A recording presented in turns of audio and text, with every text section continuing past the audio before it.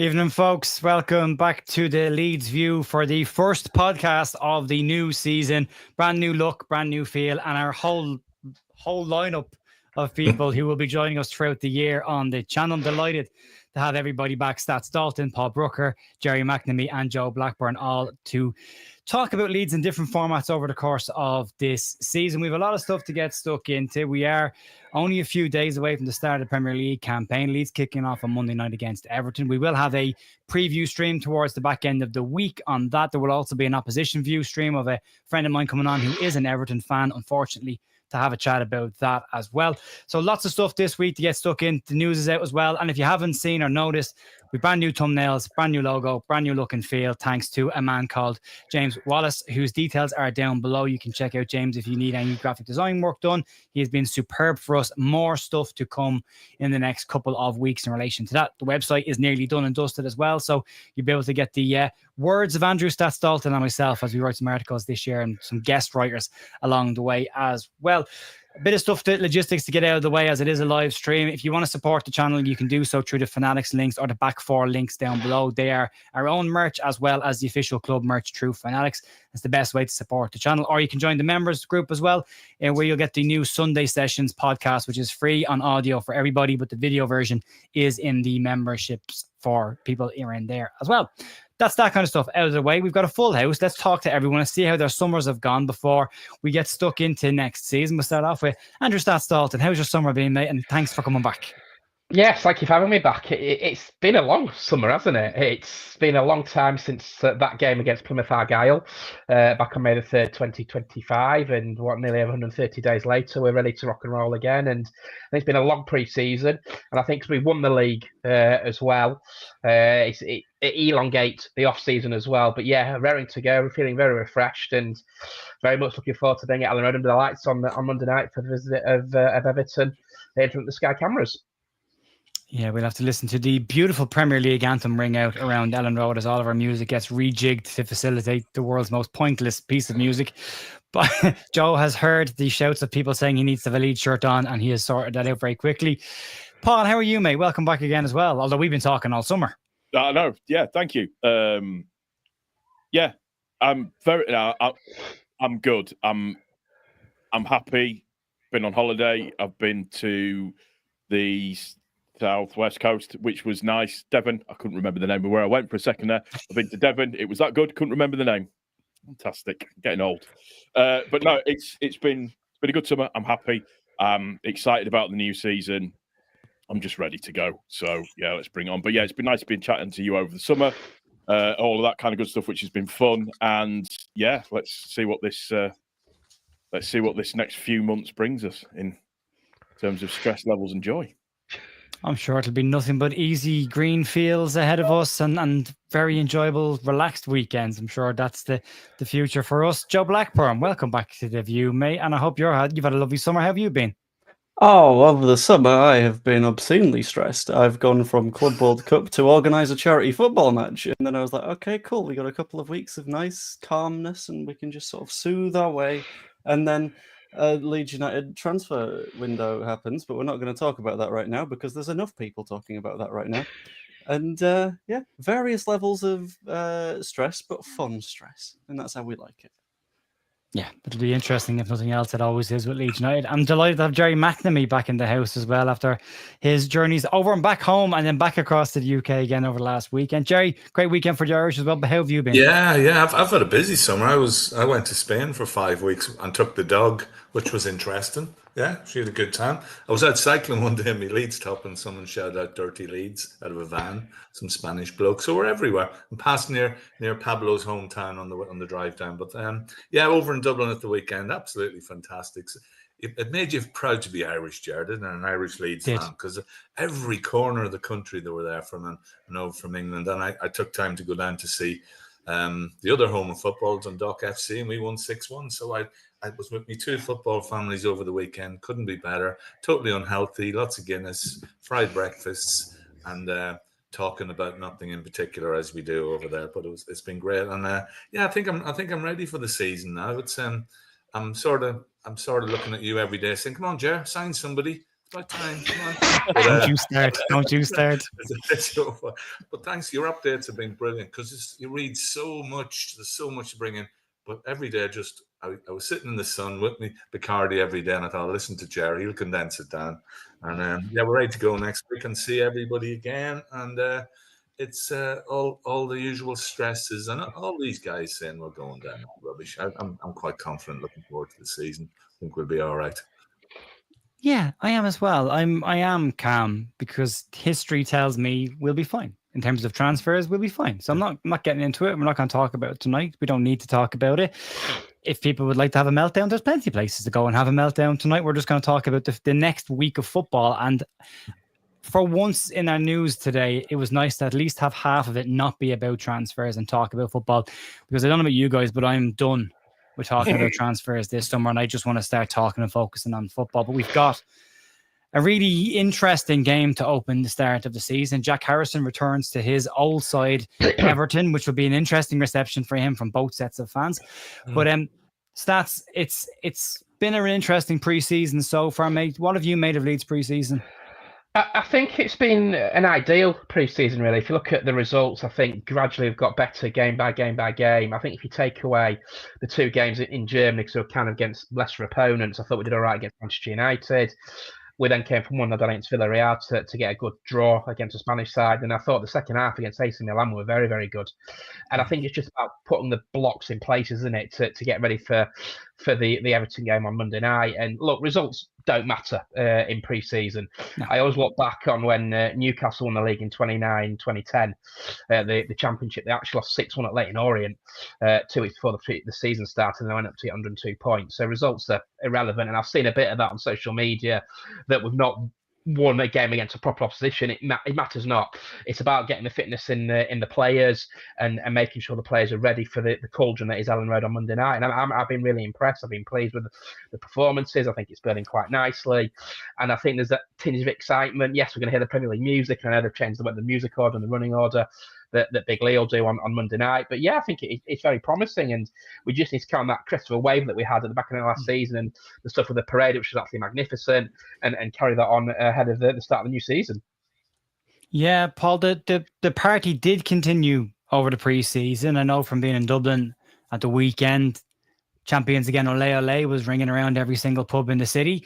The stadium was rocking with that as well. Leeds are going up. So we're hanging on to the very end of the positivity of last season. Where have you sat with the preseason so far? Obviously, we had the games in Germany, lesser opposition, but 3 big games in Villarreal, AC Milan, and Manchester United, although they're a diminishing force and probably going to get relegated next season. But your thoughts on the preseason, Paul? I got to go to the Villarreal game, although they've gone down in my estimations with the Thomas Partey signing, but that's another conversation to have. But overall, watching that game, I specifically wanted to watch Stack in that game. That's who I wanted to pay most attention to. That's what I wanted to. That's who I pretty much come to see. And watching him, watching Biol, watching Longstaff, watching the other, I've been really pleasantly surprised with what with how we've performed over the pre-season. I think the thing that kind of made me think, this season could be different, is the first game that we played against Manchester United. In no way, shape, or form were we outclassed by Man U. Forget where they finished. It's the rivalry between the two clubs. And seeing that match in pre-season, seeing Bogle, who, thank God, doesn't appear to be as serious as what we all thought. So that's fantastic news. So seeing that game really, really made me think, this looks like it could be quite good. And then as we progressed, it got better. Perot looks sharper. Looks like he's lost about a stone in weight. Ramazani's getting a few more minutes. You've got just the Gruev has looked fantastic. Gruev looks like he hasn't had any time off. No. And probably constantly needs drug testing because he's very, very fit and he's very, very quick. But just everybody, it seems to be mold into this hybrid version of the system that we're used to playing. So I'm very, very, very enthused with where we're at this moment in time. Happy boy. Joe, do you follow the happy boy sentiment from Paul, or are you a little bit more apprehensive heading into the brand new season and the task that will be a very tough Premier League, given the 6 teams that got promoted over the last 2 seasons all went straight back down? Do you know me in the slightest, Joe? I am always the happy boy, regardless of what the evidence is saying, even though the evidence right now is pointing us in a pretty good direction. So the signings that we've made so far, and I know we're not talking about future ones, but past ones are fair game because they're actually in the squad. So Lucas Perry, very, very, very, very good goalkeeper. I'm genuinely surprised he's not gone elsewhere. We've signed a left back from a Champions League club, and he looks at least Firpo, maybe better. And that's against better opposition than Firpo faced. Beal, there was Newcastle fighting over him. I think AC Milan had a little bit of a look at him as well, so that's very telling of his quality. And Stack, that goal this weekend was filth. And he actually meant it, unlike Frimpong and his in the Community Shield. So I was right behind it, Joe. I was sitting 2 rows from the front, right in the corner, and I got to watch the ball bend around everyone and drop into the corner. Yeah, and I know that's the sort of goal that you're only going to get like once or twice a season, if that. But if that's the sort of quality that we've signed and are able to just say, if he doesn't perform too well, we can chuck in Longstaff, or if Longstaff doesn't perform, we can chuck in Tanaka. The depth that we've got in that midfield is ridiculous. Yeah. And we've got a similar depth a little bit further back as well, because we've now actually got 4 centre-backs rather than having to say, Ampadu can be a centre-back sometimes. So I'm fairly confident with how that defensive unit looks at the moment and how we're going to be going into this season. I don't think Everton realistically look a better squad than we do at this point, and for a squad that's just come up, that's really, really positive. Yeah, I think the building so far has been really solid. I think they've looked and they've settled in, Gerry, more and more as the games have gone over pre-season. We're starting to see them look a little bit more comfortable. I completely agree with Joe on Goodmunson. I think he's got better every single game. What's your take on the pre-season so far, Gerry? Yeah, I think we played three top teams at different levels of fitness and different times. But as the guys say, we didn't look out of place at all. And I suppose you're looking to see what the shape of the team is going to be. And I think we saw a lot of that on Saturday. You know, the midfield, I think, will be Ampadu, Stack, and one other. And I suppose Longstaff and Tanaka. So you got depth in the midfield. That looks really good. And Stack he was quality the whole way through. His tackling, his pressing, his running, his goal scoring. He's very exciting. I saw someone say today they're preparing for the heartbreak when he leaves us for 100 million in 2 seasons. You know what? The amount of people on Saturday who kept saying, well, he'll be sold next season. Like, by the time we got back to the pub after the game, I said to people, why are we so keen to sell this guy already? I know, but I was looking on Saturday to see what will the team be for next week, and I think I suppose the only concern. Right back, I don't think Schmidt is going to be the one out of Sam Byron in there. Up front, maybe we do need a bit more. But when we look at this team, say just before the October international window, it'll be different. It'll be a different setup and everything. But we got to be patient, because the last 2 seasons we smashed it 90 odd and 100 points. Used to winning games easily. It's going to be different, and our mindset's got to be different than that. And we're looking, initially at 30 odd points, and then I think we can do better. We're panicking about other teams, what they're doing. I think we've done good business, and physically we look. We are. It's obvious. Not even physically. It's fact. We're bigger, and we got taller players. I know that doesn't not tactically or maybe detail, but it's there, and I think we look stronger. So it's we just have to wait and see. But I was very, very comfortable with what we did the other day. It wasn't special, but we were solid. I like to look at the keeper. Anybody can throw a ball to the halfway line is good for me. He took a cross, which was great. That was the roar that went up when he cut that cross, Gerry. That was fun. Yeah. The what, sorry? The roar that went up around the ground when he cut that cross. Yeah, we are scarred. We are scarred by everything else. And throughout the team there was positive. So I'm comfortable. I'm pretty content. I'm looking forward to it. I know it's gonna be different in the Premier League, but I think what it showed at the weekend with our fan base, and we belong there. There's not many teams could go to another city or go to Ireland and sell out a stadium.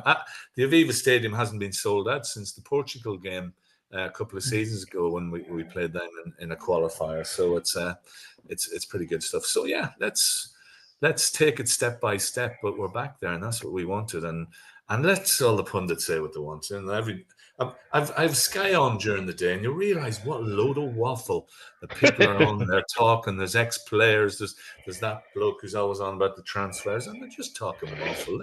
Let's just see the facts. Ellen Road's going to be bouncing on Monday night, and that's the most important thing. And we're going to be there, and we're going to be discussing new shirts, new players, everything else, and all the other stuff that goes well. And with me free pie and pints in the Bremner Suite. I'm looking forward to it. Your regular spot. Yeah, it'd be great. It's going to be fantastic. I can't wait. I mean, yeah, outside of the predictions of where we'll finish this season stats, everyone has pretty much said Leeds belong in the Premier League. That fan base belongs in the Premier League. Same with Sunderland. They belong in there as well. Big fan base, big club. And they do belong there. But you gotta win it on the pitch. And we've had to upgrade some positions so far, stats. We're not going to talk about the future transfers, but we are going to talk about our transfers up until this point. But Leeds have built big bastard FC stats. Yeah. First off, as Joe rightly said, look at the goalkeeper here in goal. Just looks a mad mountain in goal, and I loved it, as you rightly said, when he came for a cross on Saturday afternoon. Aviva just like loud cheers went rather than you could hear coming over on the stream. They're built from the back. I think Jacobiol is an excellent signing. I know we can't play against Everton on Monday night. He's suspended. You then got Bornau again, who's probably will be a third choice centre back. Gabriel Goodmanson, I think, is an upgrade, in my opinion, on Junior Firpo, something against what Firpo has done. But I think having seen Goodmanson in pre-season, he's grown into the games game by game. And then the midfield, well, Sean Longstaff is an excellent acquisition from Newcastle United. He's been there, done the rounds at St James's Park. Signing of the summer for me, Anton Stack. Wow, just his performance on Saturday against Milan was just fantastic, and it reminded me a little bit of Matthijs Klich when he first kind of jumped into San under Bielsa in 18-19, and I think he really is going to be a fan's favourite. You've then got Nemecha, who I think obviously depends how Daniel Farke wants to line up against Everton on Monday night. Maybe the main focal point depends if it goes him or Pirou. So yeah, I think the signings that we have made, especially in the midfield area, have been really important, really impressive, and I'm pleased with the signings. And look, more will come because it doesn't close for another couple of weeks yet. But the signings we have made here so far, very pleasing, and I think they're upgrade on what we need to survive in this division. Yeah, I agree, mate. Paul, a strategy of building from the back, making us hard to beat, making us solid. And one thing that has stood out in the preseason friendlies is we're not conceding a whole lot of goals, and we don't look as delicate, I think, at times, especially on counterattacks, as we have done in previous seasons.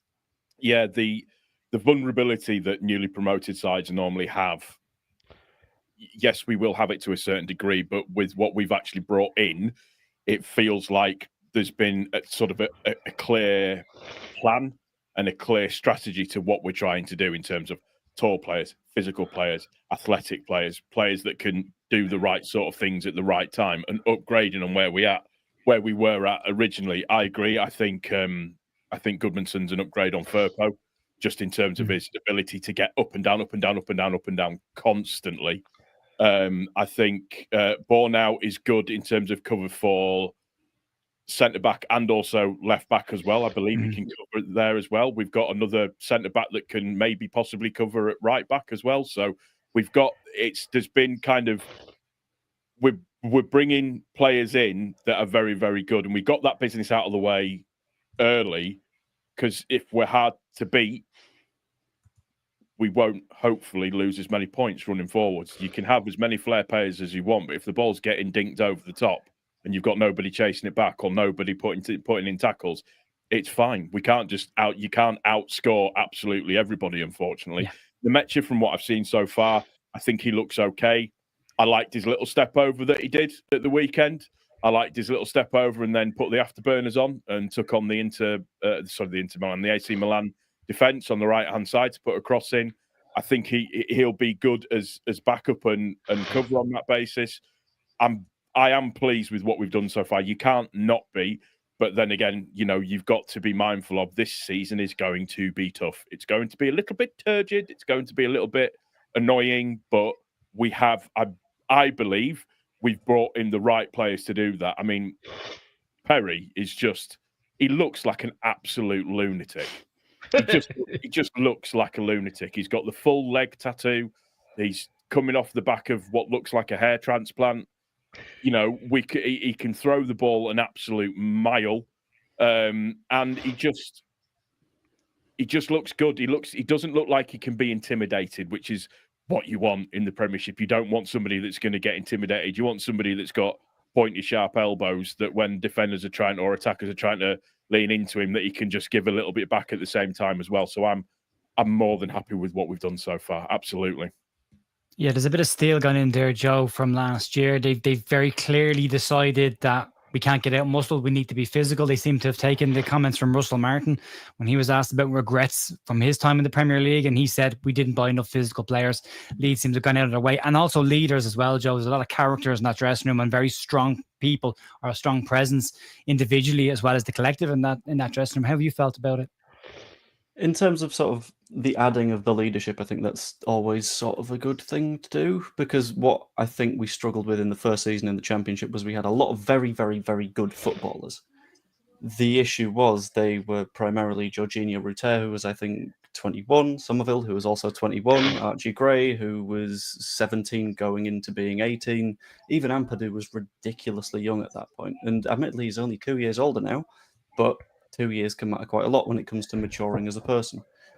And then our signings, for the most part, have been 26-year-olds, 27-year-olds with a good amount of footballing experience. I think the bulk of the players that we signed have over 100 appearances in their respective top flights. I know a lot of people will shout the words Premier League proven in every which direction, but the Bundesliga is not a bad league. Liga 1 is not a bad league. Serie A is not a bad league. And to have over 100 appearances in those shows you are experienced, and you, in all likelihood, in that time, have ground your way through a hell of a lot of games of football and eventually done the job under a lot of pressure. And at the end of the day, that's what we're going to need right now. We're going to need that more than someone that is a wonder kid that you saw on Football Manager 2 years ago and you're like, oh, that's a shiny thing that we could buy.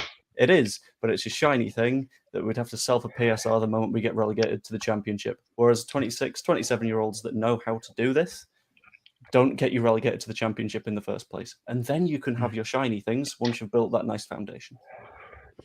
Yeah, we like one shiny thing in there. I think one shiny thing surrounded by lots of big, hard men is big, hard men. That didn't come out the way it's supposed to come out. That's a different kind of stream, lads. That's a different kind of stream. You know what I meant. Joe, we're saving that for the channel members. Come on. That's the special stream later on. Sorry, my bad. Yeah, but Gerry, we're building a really aggressive physical side is what I meant to say, Gerry, which will be needed in the Premier League. And you look at the likes of Everton and West Ham specifically over the last couple of years, and they've kind of shithoused their way to staying in the Premier League by just being bigger and stronger than everybody else and bullying opposition. And then obviously set pieces will be important as long as we get a set piece taker. We're not relying on our 6'5" giants to be the one clipping the ball into the box. But outside of that, Gerry, it's about getting that balance right. But it does seem that Leeds are trying to look at the likes of Everton and West Ham and go, if we can get that physical presence in there, it's a good starting point. Yeah, we can look at the mistakes that the three that went down last year made. I mean, Southampton tried to play their way out of it. The algorithm's gone a bit mad here, isn't it? They tried to play their way out of it, and you can't do that different style. And the other two didn't really invest in at the back. But I think we got to look as well as players that are stepping up. And I think Joe Rodon is one that I looked at the other day and I thought, there's a lad who's comfortable in this area. You know, he looked outstanding, and a lot of the other players, you know, Tanaka and the like. I think we've got 4 or 5 can go straight into the team and be set up. But yeah, physicality it is important, and then we just got that little bit of gold dust at the end, and it's whether, you know, Pirro or Nemecha. I think Pirro will probably start, and whether Dan James is, you know, he's going to come through. What do we have in there? What have I said? It's gone out of control in the chat. My fault. He's on those shiny men still, shiny hard men. Yeah. But I think lots of hard men in the team. I think that's what we need. And we've gone to another. If you search this tomorrow, it's going to go a lot of different places. If you do want a new channel, Jay will be doing his OnlyFans about 11 o'clock tomorrow night. Late night. Yeah, my late night extra later on. But yeah, Gerry, we're working reverse on this one. It is important because having that steel down the middle of the team, and one of the things that we've seen in pre-season is teams are not going through the middle of the park with Leeds. They're going to have to go around the edges. And we've obviously got the issue with Jayden Bogle, although the news is good. He is back in training. He's expected to be available for Monday night's game, which is great news. Isaac Schmidt-Jerry hasn't really looked up to the level. Haven't seen him in a couple of games now. Dragged inside quite a lot, leaves an awful lot of space. And teams have targeted that. Villarreal targeted pretty quickly. And within minutes of the start of the game, AC Milan had already decided that was the ball that was going to go in. So his positioning is as not great as that is, it does show you the rest of the team is pretty solid if there's only that one area that they're targeting. Yeah, his positioning, he was in both games. He looked a bit daydreaming a bit at times. Yeah. If it comes down to the Bogle isn't fit, I would start Sam Byram in there. I think definitely he would be the one. Maybe stick Jack Harrison in there. That's popular, isn't it? You have to say, before we go any further, if I forget about it, I thought of booing your own player and coming on, I thought was shocking. He did try to sell him. They gave him a new contract and he left. It's not great, but the only player I was going to say I've never booed a Leeds player. I did boo Weston McKennie and Jody Morris. I'll hold my hands up to those. Justified. But, justify Weston McKennie. I won't tell you what I said when he came off that last game against Tottenham. But if Jack, I don't think Jack Harrison's is good enough. But if he's in that squad, he's a Leeds player, and he in fairness, afterwards he applauded the crowd and everything. So let's get behind the players we've got. But that's the position. Maybe up front, right back, and the other midfield place. I think they're the ones up for grabs. Whether Willie and James will start on the wings, it probably will. I don't think we'll have anybody in time to do that. So we saw the basis of what that team is, and we got little Buzzy Brendan coming in, and maybe he's better on the wing. He can do a job there, and we look stronger squad. And I think this season he won't get much time, but I think he's going to make a mark as Harry Gray. I think he looks buzzing, confidence at the end of the season. He looks like a lad who's made to be on the pitch, and the other player who definitely I want to see start is Johnny Howson. One game, Johnny Howson. Let's sign Snodgrass. Let's get Lewis Cook back. Let's get the band back together. Because we just want to see them once more. Click as a free agent. Just let's have a guest spot for every game, and let's not do what Ipswich do and give Ed Sheeran a squad number. Now there's something we got that needs to be if ever you wanted, if anything screams tin pot, it's giving a celebrity a squad number in your team, so especially when he's an investor in your club. It's a bit sad, all right. But yeah, I completely agree on the booing thing. I actually, funnily enough, I did agree with Daniel Farke's comments of the fans have a right to address or vent their frustrations of it. Not necessarily the way he left, because as you say, it was a clause in his contract. He's entitled to exercise that clause. I think more a case of saying he wasn't appreciated by the fan base and his mother being caught on camera being a bit of an idiot. And that really didn't help the situation at all. But as Farke said, if he scores a goal, if he works hard, that will change. That will change over time. And he did make the effort of going over and applauding the fans. And what was interesting was when he applauded the fans, they applauded back and there was no booing at that point. So maybe it's just a temporary thing, but he has to do the work. He has to be committed to this. And we'll have to see. And again, like with Willie, like with people, Chris Wood was booed at times before when he was at Leeds. Like all these players, a couple of performances show the effort, show the work rate, and people will eventually start to move past it. So, yeah, we'll see how we go with there. But let's move on to the actual kickoff of the season, Joe. And everyone and their grandmother has Leeds as one of the favourites to go down, but not the favourite to go down, it should be said. If you go through the statistics, Opta's supercomputer, which will be revised every single week for the whole season, because it will be wrong every week for the whole season, it has Leeds finishing 19th, ahead of Sunderland, who apparently have signed the best team in world football this summer, but it has us ahead of them. Gary Neville, Ian Wright, and Roy Keane believe all three sides that came up will all go right back down. Jamie Carragher is the only one that believes the Leeds will stay in the Premier League next season. Going into the start of the season, Joe, where is your head at right now? Because I know if I was asked, I'd take 17th right now. I would absolutely take 17th every single day of the week. But the one thing that stood out to me a moment ago when you said that list of names of people that have Leeds United as one of the clubs that will go down, specifically Gary Neville, Ian Wright, Roy Keane, you're saying that with 100% certainty they believe that Leeds will go down. I believe that not one of those has watched a championship match in the last 5 years. Yeah. And they have no idea how we play, how Burnley play, how Sunderland play, and they will have gotten everything that they think about these clubs from, do they recognise the names of the players, and if so, how did they play a few years back when they were a different football team entirely? I think the immediate narrative that so many people jump to, that the three that came up are automatically going to go down again, is so fundamentally lazy, and it doesn't look past the fact that the last 2 seasons, Southampton refused to change tactical styles entirely, which we have already done. Leicester were in deep financial trouble, lost their manager and lost their key player, and Ipswich were on the back of a double promotion, so half their squad was League One. The season before that, it was a similar situation. So I think if you're going to dive into it a little bit further, then sure, we are at risk. That is without a doubt the truth. That's fine. But if you actually sort of dive into things and you think, okay, so what do the squads actually look like? How will they match up against other teams? Things start to feel quite good for us. And on the Opta supercomputer bit, as another example, that's based on what it considers, I think it's attacking score and its defending score. And it chucks 2 teams against each other in an algorithm. The issue is their most recent data for that is the last match of last season, which means that we've had 2 years of only playing against championship sides in view of Leeds United. So that is also probably not accurate because it doesn't account for any transfers happening at all. So I think, yes, we're at risk. But at the same time, if you are looking at it and going purely based on, yeah, well, a predictive computer said that we would potentially go down because of what happened last season, it's not last season anymore. We'll be fine.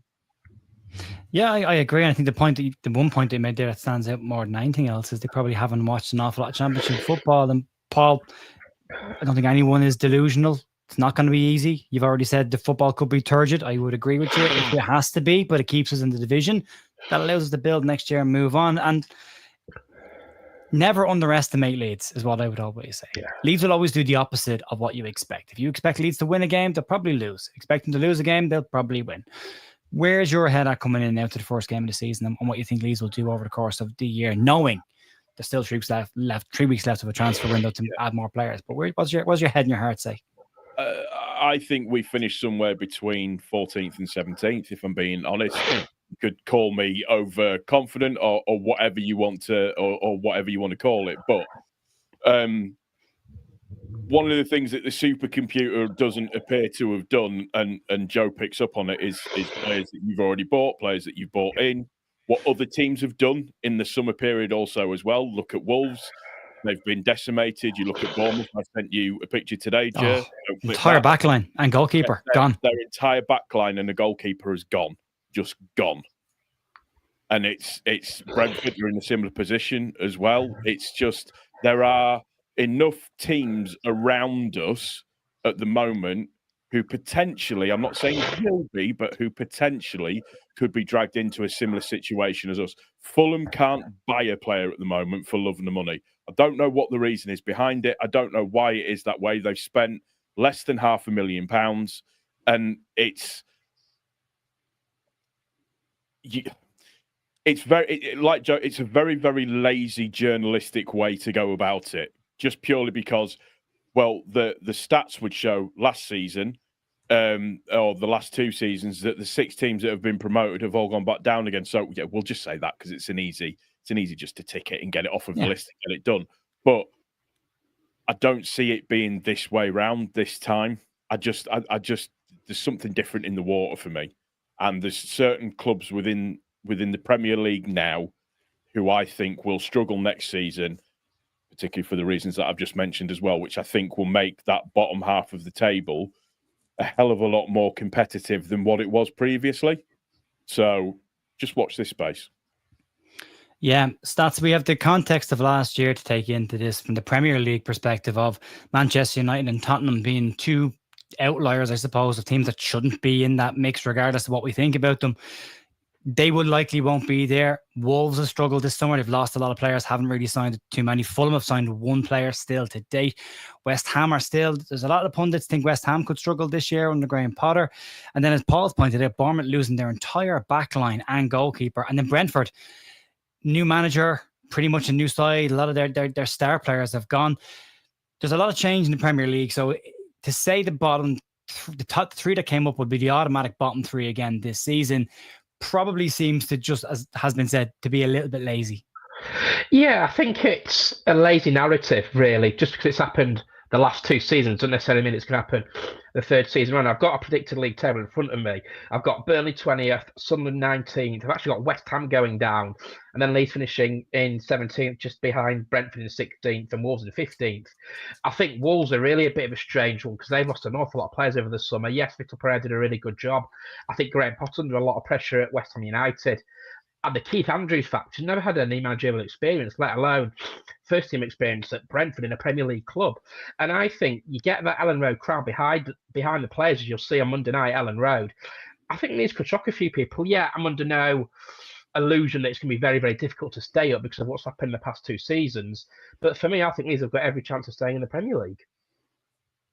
Yeah, I'm there as well. I think we've got enough behind us to be able to get at least 17th next season, or this season coming up. Gerry, I forgot what I was going to ask you. I was going to ask you a very important question there. It was a really interesting question as well, but now it's gone. We'll never get that question back. Monday night, Everton at home, full house. And again, I think people are forgetting that Everton haven't exactly been the world's best side over the last 4 seasons, and maybe likely better under David Moyes, but at the same time, probably a side I would have fancied us against last year, even with the squad we had last year.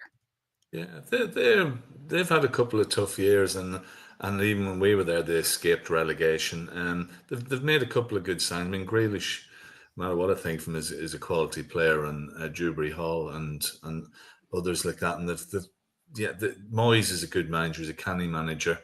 But they've got new ground syndrome, and we know a lot of teams get new grounds, and it takes them a while to settle in.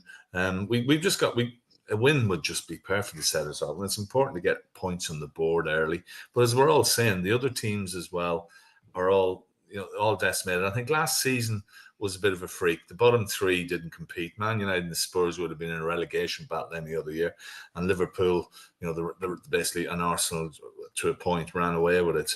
So I think we're well capable, as we've seen in the pre-season. We've not to fear from Everton. We can compete with them, and I think we're going to see we'll see a tight game on Monday night, and we'll see the Fark 70 minutes subs will become more prevalent this year, because we'll be trying to keep in a game till then, and then bringing on something, whether it's Pirro and Mecha or whoever we've got on the bench, Manzani, to try and put that finishing touch to it. So I wouldn't expect loads of goals on Monday night, but I expect us to be competitive, and we can easily nick it, especially with that crowd bit behind us. But I see us definitely anything from 12th to 17th. And it's the last 2 seasons the bottom three have got the three that come down. But other years, it's been, it's been anything but, as we proved. And I think other teams as well, like Forest, I know they were exceptional last year, but they've got Europe as well and we've seen teams who have lots of European games, not big squads, although Forest a big squad. Palace as well, and they've been brilliant. But yeah, teams like that, you can't keep momentum going. And I think Bournemouth, Brentford, they've sort of peaked, if you like. And I think other teams are taking their players, as we said. And I don't know if can sustain this. I know they've got money backing, but they haven't got the fan bases or anything. And I think ultimately it goes in cycles. And I think we might just have landed at the right time.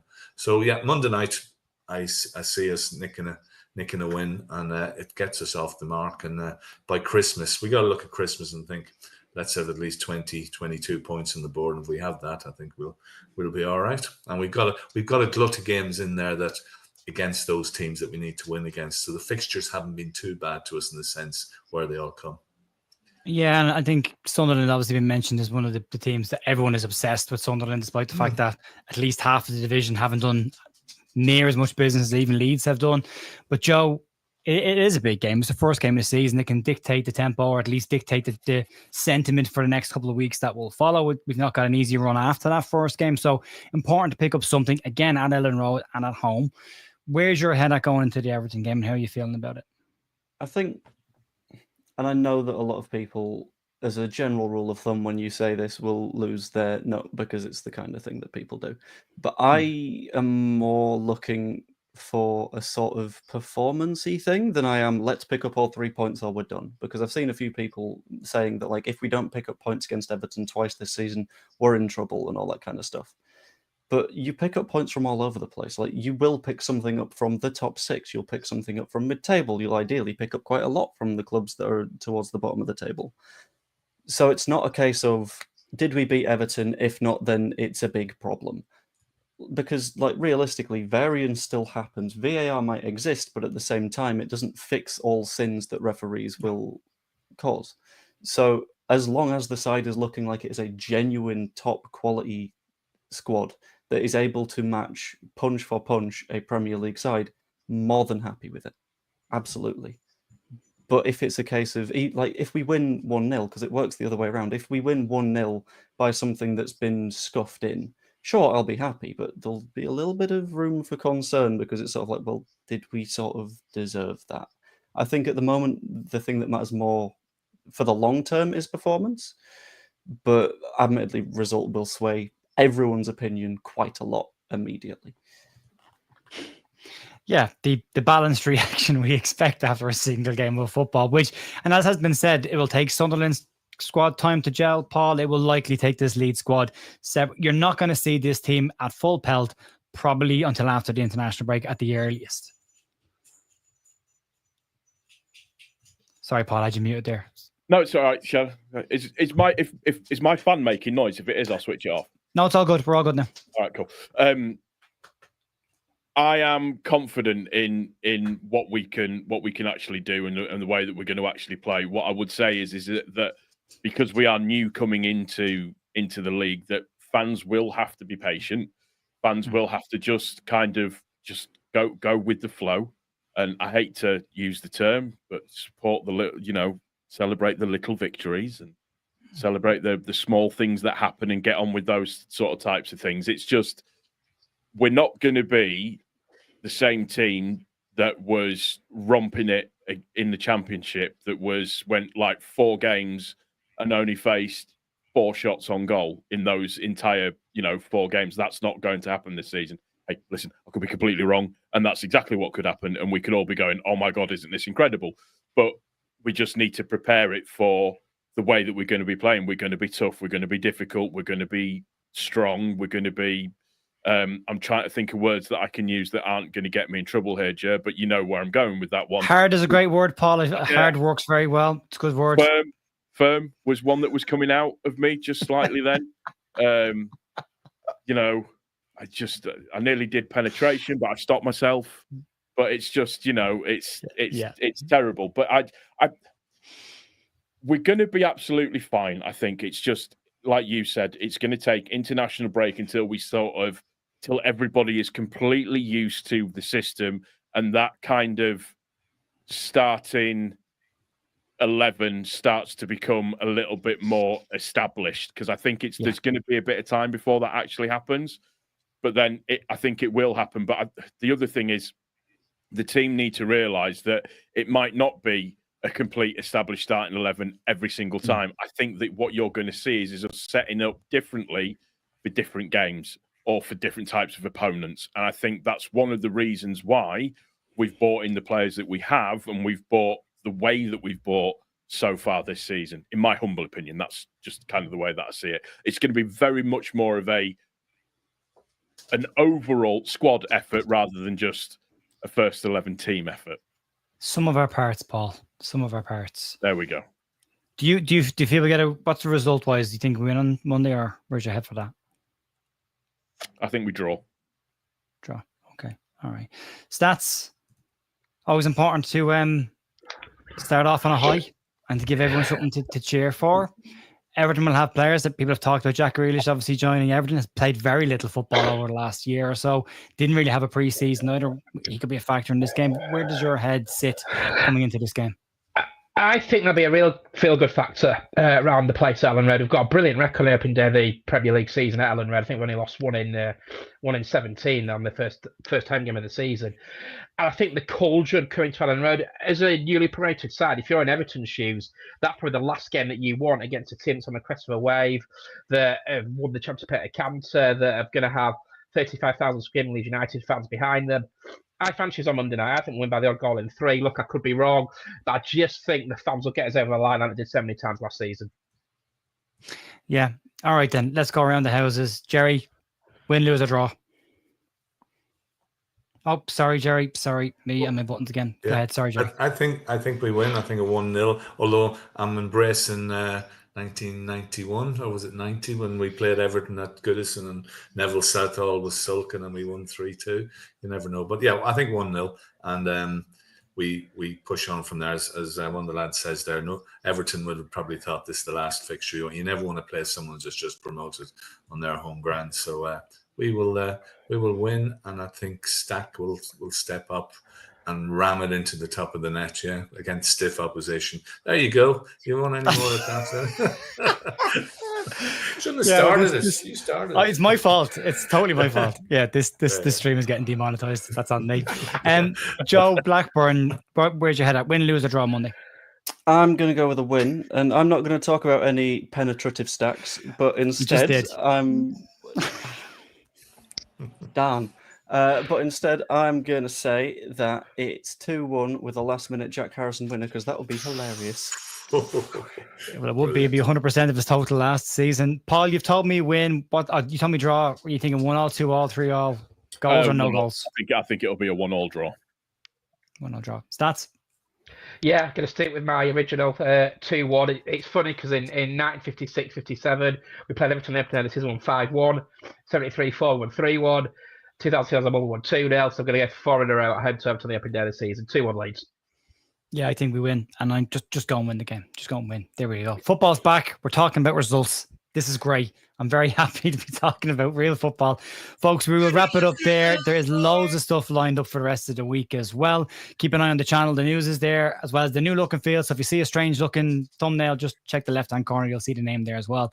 So a bit of a change. But yeah, massive thanks to everyone, to Stats, to Paul, to Gerry, to Joe for joining me today. You'll see everyone over the course of the year as well. Delighted to have this crew on board for this season. Now, what I think will be a tough campaign, but I think ultimately, we'll be okay. And by okay, I mean just scraping, staying in the league, and that's absolutely perfectly fine by me. Folks, have a great rest of your evening. Enjoy your evening, and I will see you tomorrow morning for more Leeds news. And you can check out the lads' details down below as well if you want to go and support them and give them some love. And I'll talk to you soon. See you. Bye. Bye.